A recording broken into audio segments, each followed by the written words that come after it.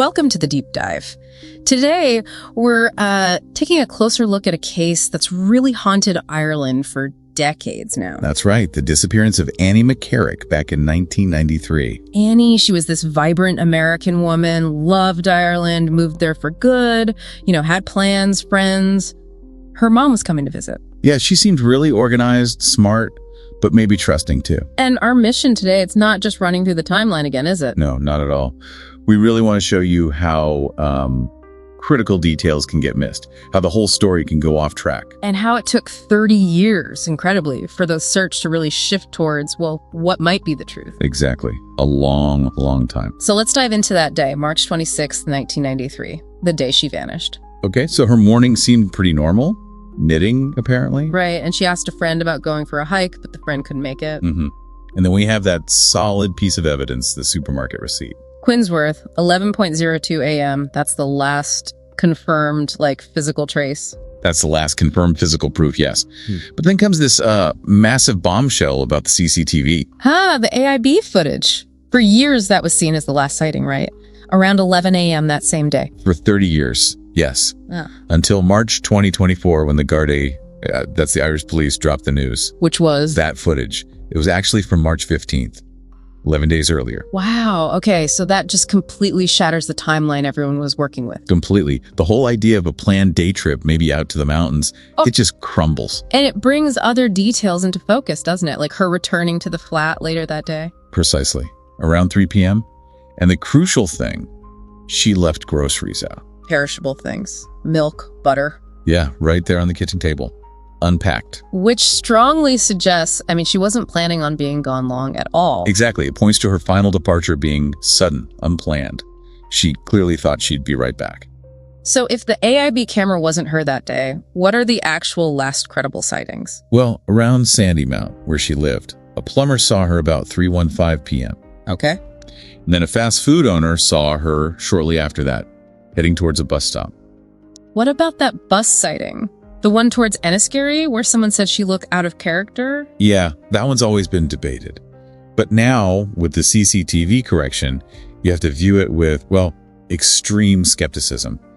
The focus really shifts away from that whole Enniskerry trip idea. So for decades, the investigation was basically chasing ghosts in the Wicklow Mountains, based partly on that wrong CCTV date. Largely, yes. And focused on leads like the Johnny Fox's pub sighting. The security guard who thought he saw her with a man late that night.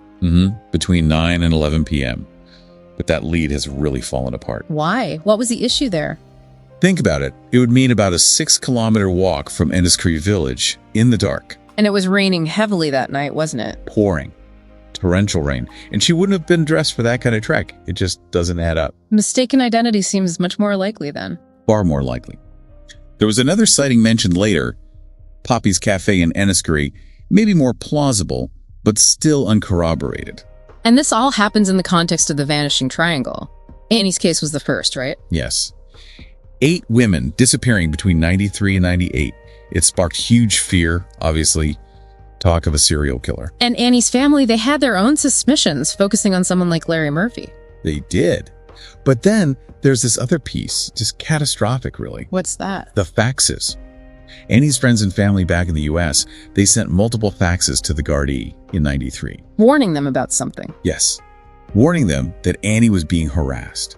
That she'd actually been physically struck by a man she knew. Oh my God. And a former detective confirmed it years later.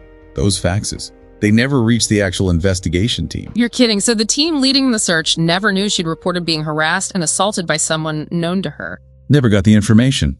Unbelievable. It set the whole investigation down completely the wrong path, right from the start.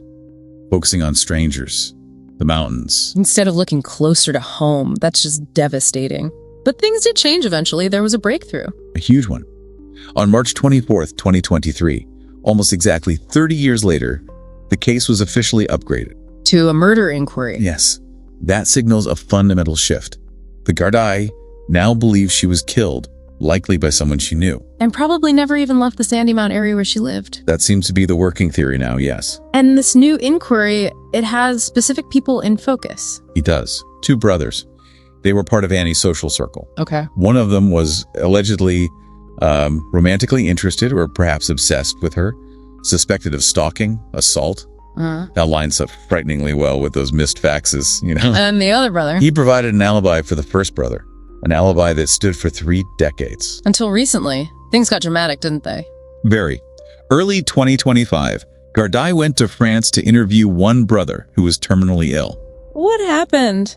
Reports say he muddied that long-standing alibi, cast doubt on it after all this time. Which led to direct consequences back in Ireland. Immediate consequences. June 12th, 2025, the other brother was arrested on suspicion of murder. Wow. And a big search operation. Massive search at his former family home in Clondalkin.